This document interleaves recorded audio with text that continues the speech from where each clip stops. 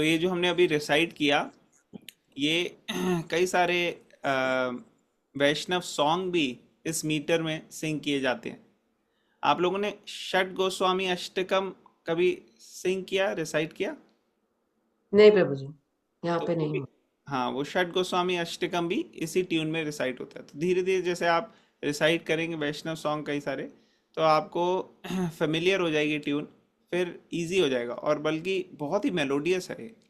इसको रिसाइट करना बहुत हृदय का शुद्धिकरण होता है, और एक बहुत अच्छे स्पिरिचुअल एक्सपीरियंस होता है जब हम ये शास्त्रों के दिए गए श्लोक का उच्चारण करते हैं, और उनकी वाइब्रेशन जो है बहुत प्यूरिफाइंग होती है। तो हम ट्रांसलेशन पे जाएंगे। आप में से कोई वॉलेंटियर कर सकते हैं ट्रांसलेशन पढ़ने के लिए? Can I do? हाँ जी, प्लीज। हाँ. O my Lord Shri Krishna, son of Vasudev, of all pervading personality of Godhead, I offer my respectful obeisance unto you. I meditate upon Lord Shri Krishna because he is the absolute truth and the primeval cause of all causes of the creation, sustenance and destructions of the manifested universe. He is directly and indirectly conscious of all manifestation, and he is independent because there is no other cause beyond him. It is he it is he only who first imparted the Vedic knowledge onto the heart of Brahmaji, the original living being. By him, even the greatest sages and demigods were placed into illusion, as one is bewildered by the illusory representations of water seen in fire or land seen on water.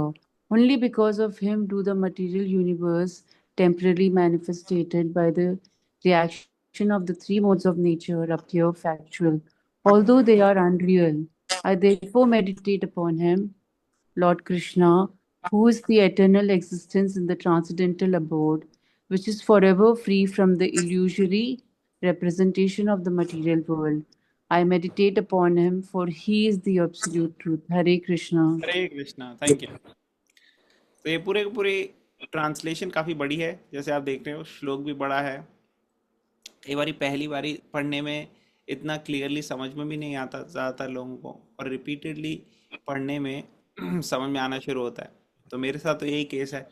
मैं तो कई बारी इस श्लोक को पढ़ा, तब मेरे को समझ में आना शुरू हुआ, और फिर जब मैंने इनके इस श्लोक के बारे में सुने लेक्चर्स, तो मुझे क्लियर होने शुरू हुआ कि कैसे भगवान के बारे में ये श्लोक बता रहा है। और हमने जैसे कल डिस्कस किया था कि 7 एस्पेक्ट, 7 फीचर्स को स्पेसिफिकली ये हाईलाइट कर रहा है श्लोक। तो क्या थे 7 फीचर्स भगवान के? कोई, किसी को याद है? कोई बता सकता है? सबसे पहले कौन सा था? ये श्लोक शुरू होता है किस शब्द से? जन्म जन्म आदि। हाँ, जन्माद्यस्यतः। तो जन्मादि, जन्म आदि, तो क्या है? जन्म एक्सेट्रा। Janmati. हाँ, तो क्या जन्म में क्या आ गया था?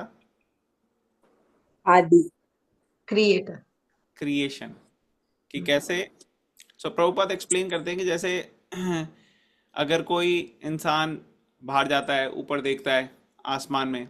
अब आजकल तो इतना है, अंदर ही रहते हैं सब, बाहर जाते भी नहीं हैं देखने के लिए। यहाँ घर से निकलते हैं, कार में बैठ जाते हैं, या फिर बिल्डिंगें इतनी बड़ी बड़ी है कि बाहर जाते भी हैं तो आसमान दिखता नहीं है। रात को भी अगर देखो तो आपको चांद सितारे बहुत कम दिखते हैं, क्योंकि इतना पोल्यूशन, इतनी लाइट्स, इतनी बिल्डिंग्स, ये सब होती हैं। लेकिन पहले के टाइम में अगर आप लोगों को याद हो, कई बार लोग बाहर ही सो जाते थे।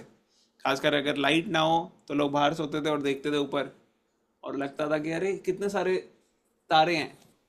तो सोचता है इंसान कि ये कैसे, कहाँ मैं कितना इनसिग्निफिकेंट हूँ, इतना बड़ा है ये पूरा ब्रह्मांड।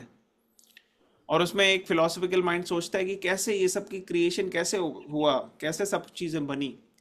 तो प्रभुपाद जी बताते हैं कि ये भागवतम में दिया है कि कैसे भगवान जो है वो क्रिएटर हैं, वो मेंटेनर हैं, और सही समय पे आके सृष्टि का साइकिल जो चलाने के लिए वो सब चीज़ों का पूरी का नष्ट करके फिर से बनाने के लिए ये पूरी की पूरी जो साइकिल की प्रक्रिया है, इस सब को सुपरवाइज करके कंडक्ट करते हैं। और उन्हीं के सुप्रीम इंटेलिजेंस से ये सब हो रहा है।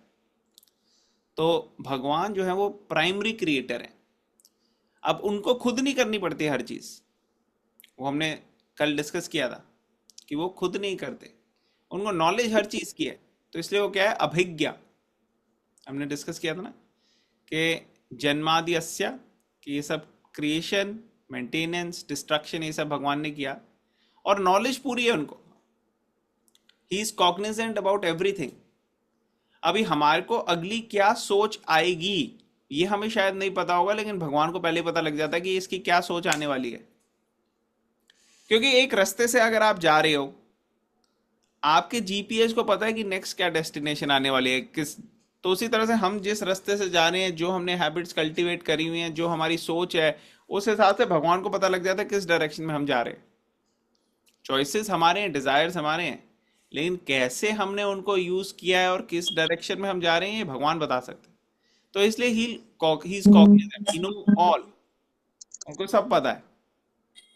कोई कहेगा नहीं नहीं, कई साइंटिस्ट हैं उनको बहुत नॉलेज है, आइंस्टाइन हो गया, दूसरे हो गए, लेकिन साइंटिस्ट जो हैं उनको कंपेयर नहीं कर सकते हम। वो तो भगवान के द्वारा बनाई गई हैं। साइंटिस्ट का ब्रेन किसने बनाया? वो तो भगवान ने बनाया। और भगवान, साइंटिस्ट कोई थोड़ी बड़ी चीज भगवान की बनाई हुई चीजों को डिस्कवर कर सकते हैं, या उनके लॉज के हिसाब से कुछ थोड़ा बहुत इन्वेंट कर सकते हैं, लेकिन साइंटिस्ट को तो भगवान ने इन्वेंट बनाया, साइंटिस्ट का ब्रेन। और ऐसी मशीन किस साइंटिस्ट ने बनाई है जो मशीन ही आपस में और मशीनें बनाती जा रही है? भगवान ने ऐसी मशीन बनाई है।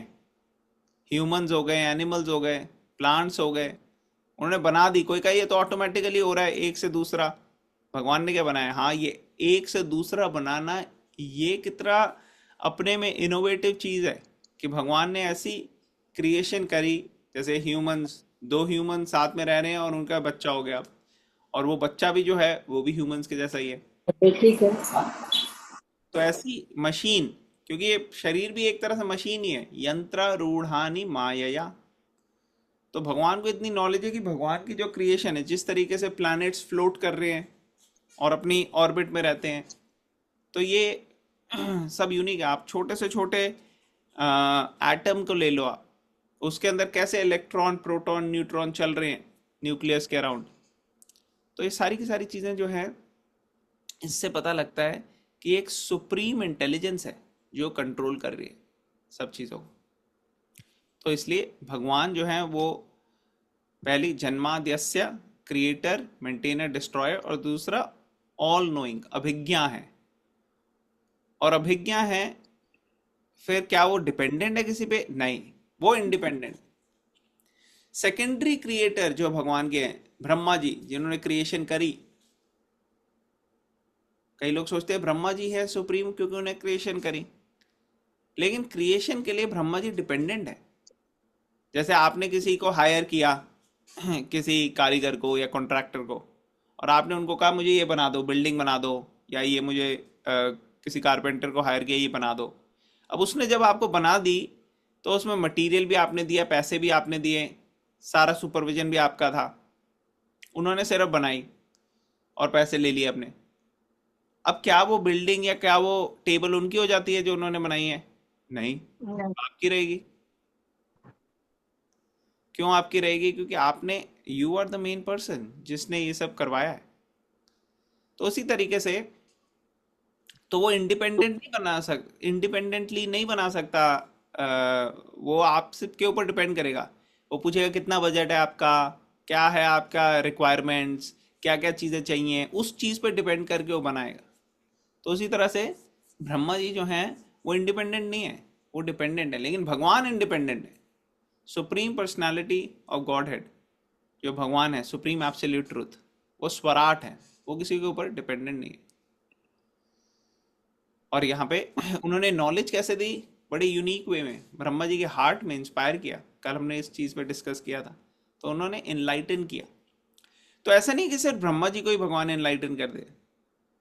ब्रह्मा जी का भगवान से जो कनेक्शन हुआ, प्रभुपाद जी कहते हैं वो कनेक्शन आपका भी हो सकता है भगवान से। लेकिन उस लेवल पे आना पड़ेगा। हम बहुत ज़्यादा इंफीरियर कॉन्शियसनेस में रहेंगे तो हमें पता नहीं लगेगा, भगवान के साथ कनेक्शन नहीं होगा।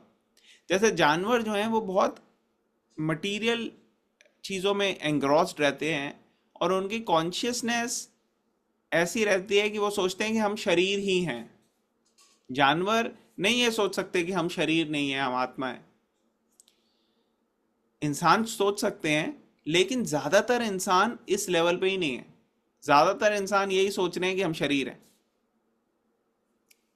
क्या लगता है आप लोगों को, क्या है आपका एक्सपीरियंस? अग्री। ज़्यादातर लोग अगर आप देखोगे तो वो इस कॉन्सेप्ट को समझ में भी नहीं पाते, और अगर समझेंगे भी इंडिया कोई हिंदूज तो थ्योरेटिकली समझेंगे, वो समझते नहीं कि इसका क्या फिर प्रैक्टिकल एप्लीकेशन क्या है। और अगर बाकी रिलीजन्स को देखो आप, इस्लाम, क्रिश्चियनिटी, उनमें भी कॉन्सेप्ट है सोल का, रूह का, लेकिन उनको ये नहीं पता कि उसका क्या प्रैक्टिकल एप्लीकेशन है। तो प्रभुपा जी कहते हैं कि जैसे हम अगर स्पिरिचुअल एलिवेटेड कॉन्शियसनेस में हो जाएं तो हम समझ सकते हैं भगवान। लेकिन पहली चीज क्या आती है, पहला ज्ञान आता है गुरु से और शास्त्रों से।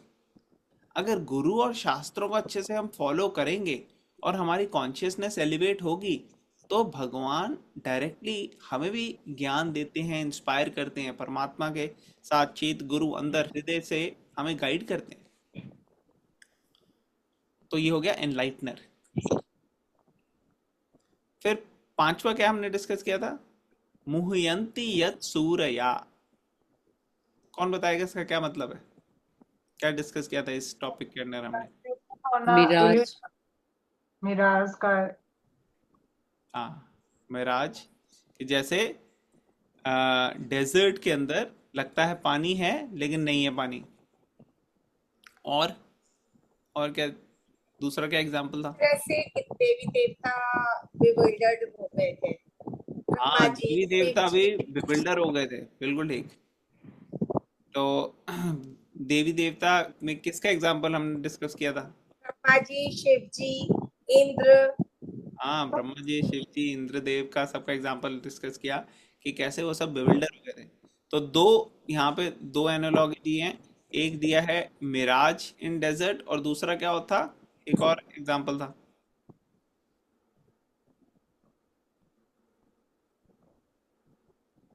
Fire in water in fire. Fire and water, जैसे रेन की आग जैसे लगता लगती है है। तो कभी आग के आप पेरिफेरी में देखो तो ऐसे लगता है कि जैसे रिपल्स ऑफ वाटर है। ठीक है ना, वो लाइट जैसे रिफ्रैक्ट होती है तो इस तरीके से प्रतीत होता है।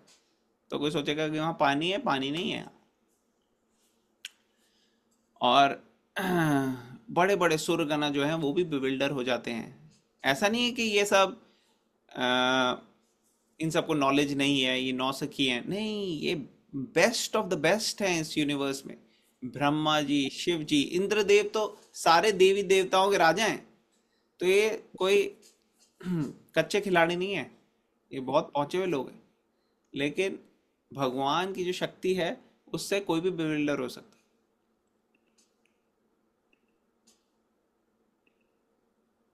फिर हम ये डिस्कस कर रहे थे, तेजो वारी मृदाम यथा विनिमयो यत्र त्रिसर्गो मृषा। कि भगवान की जो माया शक्ति है, जो इल्यूजरी पोटेंसी है, उसके प्रभाव में आकर कई बारी ऐसी चीजें जो कि टेम्परेरी हैं वही लगता है रियल है, वही असली हैं। अगर हम अपनी लाइफ को देखें तो कई बारी हम पूरी अपनी एनर्जी, पूरी लाइफ, सब चीज़ ऐसी चीज़ों में इन्वेस्ट कर देते हैं, ऐसी चीज़ों में लगा देते हैं, ऐसी चीज़ों में स्पेंड कर जाते हैं जो एक्चुअली टेम्परेरी हैं, जो शाश्वत नहीं है, जो इटर्नल नहीं है, जो हमेशा नहीं रहेंगी, वो थोड़ी देर के लिए ही रहेंगी। और इस वजह से हम बाद में इसका पता लगता है, बाद में हमें पता लगता है जब बहुत लेट हो गई कि हमने अपनी टाइम, एनर्जी, पूरा जीवन जिस चीज़ पे लगाया, एक्चुअली उससे तो मेरे को कोई, वो तो बहुत टेम्परेरी है, वो तो चली जाएगी, वो क्षणिक है। तो भगवान की माया शक्ति के प्रभाव में ऐसा होता है। तो भगवान के कई सारी शक्तियां हैं, उसको कई तरीके से क्लासिफाई भी किया जाता है, इंटरनल, एक्सटर्नल, मार्जिनल, एक क्लासिफिकेशन ये भी दी जाती है। तो उसमें भगवान की जो इंटरनल एनर्जी है और एक्सटर्नल एनर्जी है, इसके बारे में बीच में डिफरेंस है। तो ये चीज इस पर श्लोक में क्लियरली व्यास देव जी डिफरेंशिएट करते हैं। हाँ, कोई कुछ पूछ रहा है जी? जैसे वो परा और अपरा शक्ति वही बोलते हैं, वही ना? हाँ, तो अलग अलग क्लासिफिकेशन हैं यहाँ पे। जैसे अ, व्यास देव जी ने डिफरेंशिएट किया है अंतरंगा और बहिरंगा। अच्छा। तो अंतरंगा जो है वो रियल है, जो कि इटर्नल है, और सच एक्सटर्नल मैनिफेस्टेशन, ये जो मटेरियल वर्ल्ड में हम चीजें देखते हैं, ये टेम्परेरी है। और टेम्परेरी के साथ साथ ये कई बार हम देखते हैं कि ये ऐसा इल्यूजन क्रिएट करती है जो बिल्कुल लगता है रियल है मगर है नहीं। और यहाँ पे भी मिराज इन डेजर्ट का एग्जांपल दिया है कि कैसे डेजर्ट में जैसे मिराज होता है, उसी तरीके से लगता है कि ये रियल है मगर एक्चुअली रियल नहीं। तो भगवान की माया शक्ति के प्रभाव में ऐसा हो जाता है। और इवन तो भगवान के ये 6 फीचर्स हैं, लेकिन भगवान इनमें कैप्चर नहीं होते, भगवान माया के प्रभाव में नहीं आते। भगवान जो है वो किसी भी इंफीरियर एनर्जी से स्पॉइल नहीं होते, और वो अपने धाम में रहते हैं अपने भक्तों के साथ। और वहां पे भगवान का क्या काम है, कौन बताएगा? रास करना भगवान का काम है खुद भी में इंजॉय करना और अपने भक्तों को भी इंजॉयमेंट देना, बस। और भगवान ये सब, भगवान की एनर्जीज जो हैं, शक्तियां, अनलिमिटेड शक्तियां जो है भगवान की, वो इसमें भगवान को असिस्ट करती हैं। तो भगवान अपने धाम में, धामना स्वेना सदा निरष्ट कुहकम सत्यम परम धीमहि। तो ये सत्यम परम धीमहि की ये पूर्ण सत्य है। और इस पे मेडिटेट करने के लिए, इसके ऊपर हम सबको चिंतन करने के लिए इनवाइट किया गया है इस पर्टिकुलर श्लोक में। तो अगर हम श्लोक के शुरू में देखें तो श्लोक शुरू होता है ओम नमो भगवते वासुदेवाय। तो ओम नमो भगवते वासुदेवाय में सबसे पहले प्रणाम कर रहे हैं। कौन कर रहे हैं? श्रीला व्यासदेव। व्यासदेव जी प्रणाम कर रहे हैं भगवान को, और क्लियरली बता रहे हैं कि भगवान कौन है। ये भागवत पुराण है। तो भागवत मतलब भगवान की पुराण, और शुरू हो रहा है ओम नमो भगवते वासुदेवाय से। तो क्लियरली वो बता रहे हैं कि वासुदेव कृष्ण जो हैं, जो वसुदेव और देवकी के पुत्र हैं, वो पूर्ण पुरुषोत्तम भगवान है। और उसके बाद ये ग्रंथ की शुरुआत करते हैं, और प्रभुपाद समझाते हैं इस पर्टिकुलर पर्पट में, जो कि पर्पट मैं सबको आपको इंकरेज करूंगा कि आप पढ़िए थोड़ा सा पर्पट इसके बाद, क्योंकि काफी लंबा पर्पट है इसलिए हमने यहाँ पे नहीं पढ़ा, लेकिन समराइज किया जिससे आपको पर्पट पढ़ने में आसानी हो। क्योंकि कई बार पहली बारी पर्पट पढ़ो तो इतने लंबे में गुम ही जाता है बंदा कि क्या है क्या नहीं है, क्या टेक होम पॉइंट्स हैं। तो अगर आप इस 7 हेडिंग्स में पढ़ेंगे इसको और समझेंगे बेस्ड अपॉन दिस, तो आपको बहुत क्लियर हो जाएगा समझना। तो प्रभुपाद जी कहते हैं कई बारी ऐसे लोग जो सही तरीके से ऑथराइज्ड बोनेफाइड तरीके से नहीं पढ़ रहे, अनस्क्रूपुलस लोग हैं, जो ऐसे लोग क्या करते हैं, वो सीधा 10वें स्कंध में चले जाते हैं, वहां रास लीला और इन सब की बातें करते हैं। लेकिन वो तरीका सही नहीं है भागवतम को पढ़ने का। शुरू से अगर हम सिस्टमैटिकली पढ़ेंगे, समझेंगे, कॉन्शियसनेस समझ में आएगी कि कौन है भगवान, तब हम 10वें कैंटो में अच्छी कॉन्शियसनेस के साथ उस चीज को अप्रोच कर सकेंगे। ये समझ में आएगा कि ये कितनी ज्यादा दिव्य चीज है। ये कोई ऐसे छोटी मोटी मूवी नहीं है जिसमें हीरो हीरोइन हो। तो रियल हीरो हीरोइन तो कृष्णा ही है और कृष्णा के डिवोटीज। लेकिन उस कॉन्शियसनेस को लाना, उसके लिए पहले कैंटोस पढ़ना बहुत जरूरी है। और ये पहला श्लोक जो है ये फाउंडेशन बना देता है पूरे आने वाले टाइम के।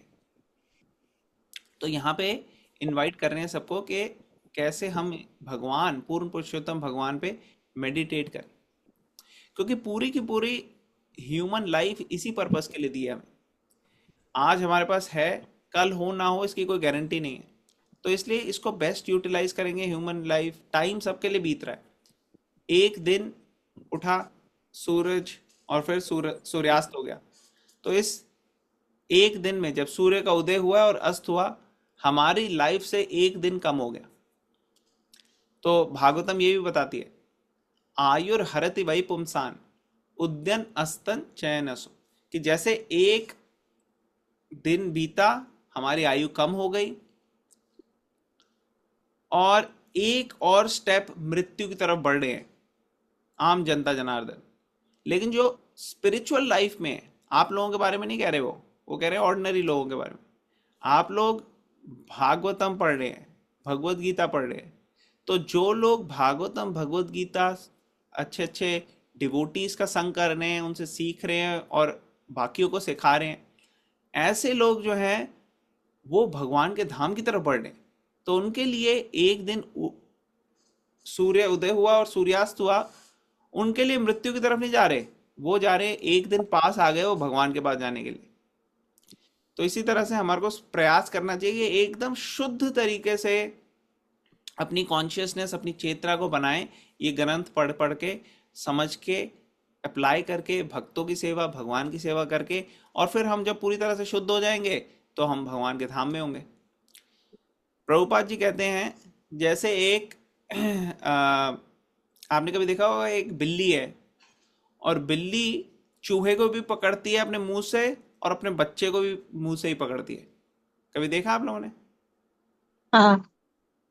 तो चूहे के लिए वो मृत्यु है, लेकिन अपने बच्चे को जब वो पकड़ती है उसी मुंह से, तो बच्चा तो हंस खेल रहा होता है, उसको कोई फर्क नहीं पड़ता।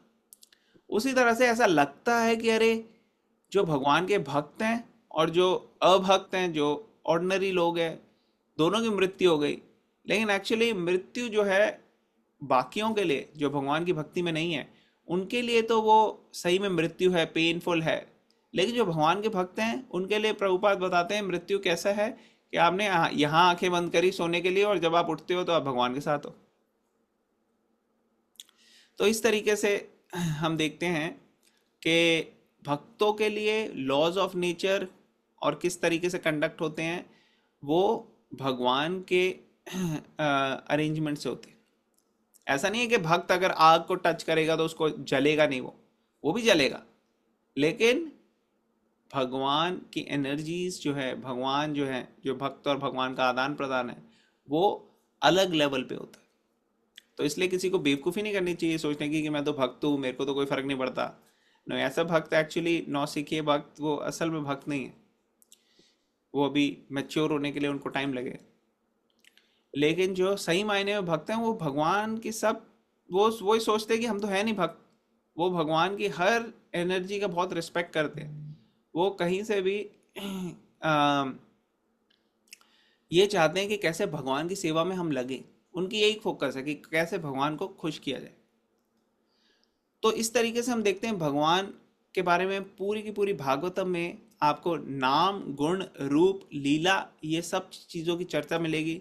आपको भगवान की जो क्रिएशन है वो कैसे बनी, कैसे भगवान के भक्तों ने अलग अलग जो प्रिंसिपल्स भगवत गीता में बताए गए हैं उनको कैसे अप्लाई किया अपनी लाइफ में, और कैसे हम उनकी लाइफ से सीख सकते हैं। इन सब चीज़ों के बारे में हमें पता लगता है। और कंक्लूजन अगर हमें करनी है इस श्लोक की, तो 3 एस्पेक्ट्स में करते हैं कि भगवान Shri Krishna supreme absolute truth है, ultimate origin, controller, maintainer, destroyer, उन्हीं के सुपरविजन से सब कुछ हो रहा है। ये श्लोक डिस्टिंग्विश करता है, जैसे मैंने बताया, कि स्पिरिचुअल रियलिटी जो कि इटर्नल है और टेम्परेरी इल्यूजरी मटीरियल रियलिटी से, दोनों के बीच में डिफ्रेंशिएट करता है। और जो आने वाली स्पिरिचुअल सब्जेक्ट्स हैं उसको पढ़ने के लिए, समझने के लिए, मेडिटेट करने के लिए भगवान के ऊपर इनवाइट करता है सबको, ताकि हम हाईएस्ट नॉलेज को गेन कर सकें और लिबरेशन की तरफ अपने आप को बढ़ा सकें। और सबसे बड़ी हाईएस्ट लेवल ऑफ लिबरेशन है कि भगवान के धाम में भगवान की सेवा में लगना। तो इस highest spiritual realization, spiritual knowledge, spiritual experience के लिए लॉर्ड चैतन्य महाप्रभु कलयुग में आए, क्योंकि ये सारी चीज़ पहले दी नहीं गई थी। पहले ये ज्ञान जो था वो बड़ा मुश्किल था एक्सेस करना, अनार्पित चरिम चिरात, कि इससे पहले ये ज्ञान इतनी फ्रीली लोगों को नहीं मिल पाता। लेकिन लॉर्ड चैतन्य आए और लॉर्ड चैतन्य ने 500 साल पहले इसके लिए सबको एक्सेस दिया।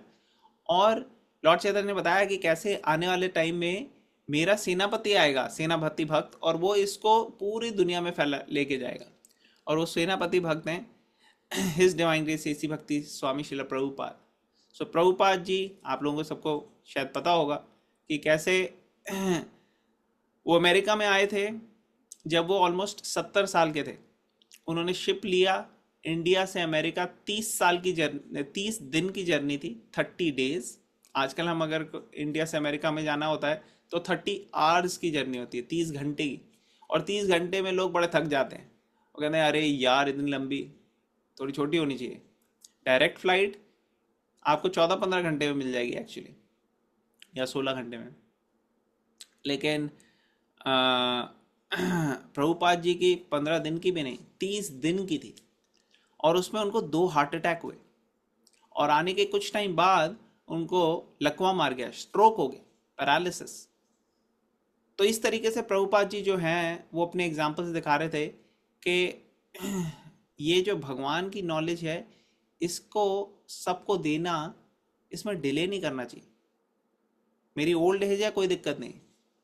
प्रभुपाद जो थे वो एग्जाम्पल देते थे अर्जुन का, कि अर्जुन युद्ध भूमि में लड़ा था, उसी तरह से हमें भी लड़ना है युद्ध भूमि में। और वो लड़ना क्या है, भगवान की सेवा के लिए बाहर जाना है, ऐसी जगह जाना है जहाँ पे लोगों को नहीं पता, उनको ज्ञान देना है। और प्रभुपाद जी जब यहाँ आए तो ना उनके पास कोई खास पैसे थे, कुछ नहीं था, कोई लोग भी नहीं थे, कुछ हेल्प नहीं थी। सिर्फ एक ही चीज़ थी कि वो भगवान के शुद्ध भक्त थे और हैं, और इस चीज़ को पूरी तरह से भगवान के ऊपर डिपेंडेंट थे।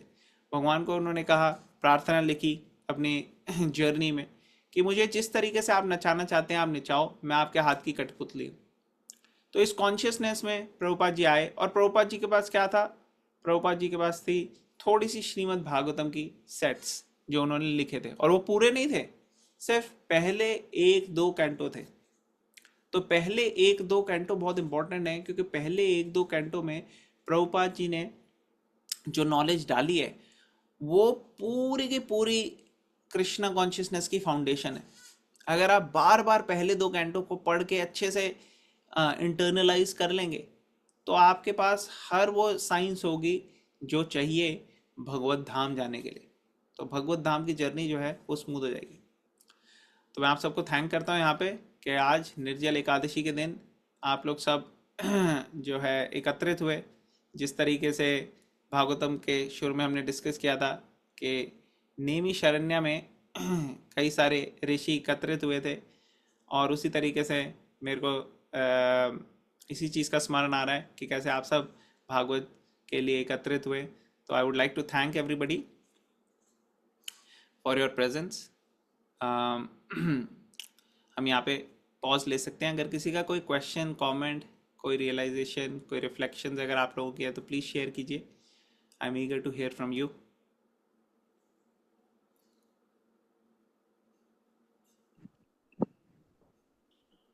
We really enjoyed the first thing, like as you say, कि first shloka is the most important thing which makes the base. So yeah, we have a clarity like what to look forward. और हमने आगे तो पहले पढ़ा हुआ ही है, लेकिन नहीं। That is very nice. Bhagavatam जितनी बार भी आप पढ़ेंगे, प्रभुपाद जी कहते हैं कि भागवतम जो है वो एक ऐसा फल है, उसको कहीं से भी आप खाओ तो वो बहुत नेक्टेरियन है, और इस फल की कोई सीड भी नहीं है इसके अंदर और कोई कवरिंग भी नहीं है, सिर्फ नेक्टर है, pure nectar. The thing is, we have to keep reading it बार बार ना, because हम वापस भूल जाते हैं. We have to get back. जैसे अर्जुन को बोला गया था कि अभ्यास कर और वैराग्य कर. I think that is for us. Have to Yes, keep perfect. reading it. You have you have said it perfectly. आपने बिल्कुल सही तरीके से कहा कि कैसे एक्चुअली क्या है कि जितनी बारी भी अगर हम देखें भागवतम को हम पढ़ेंगे, भगवत गीता को पढ़ेंगे, हमारे को और डीपर रियलाइजेशंस होती हैं जब हम सीरियसली सिंसियरली पढ़ते हैं. और साथ साथ ज़रूरी है स्वाध्याय, इसको इंटरनलाइज करना, मेडिटेट करना, डिस्कस करना, बाकी लोगों से शेयर करना. कई बारी हम जब ये प्रैक्टिस करते हैं रेगुलर बेसिस पे तो और ज़्यादा हमारी क्लियरिटी हो जाती है. अदरवाइज कई बारी हम ऊपर ऊपर से निकाल देंगे कुछ पढ़ेंगे तो लेकिन जब हम उसको डिस्कस करते हैं, जब बाकी लोगों से सुनते हैं, उनको बताते हैं किसी को, तो और ज़्यादा उसमें हम डीप चले आते हैं.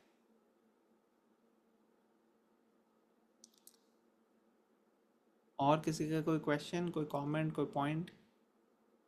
हम आगे का सेकंड श्लोक नहीं लेंगे, यही लेंगे.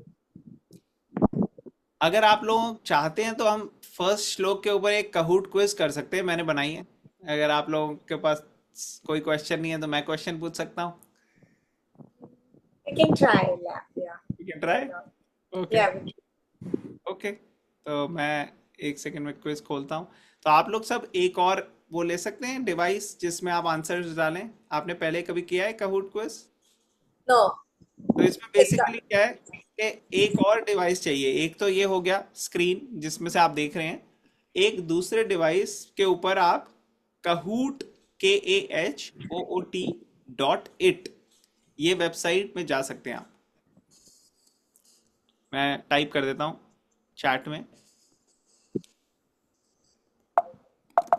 ऐप पे डाउनलोड करना पड़ेगा.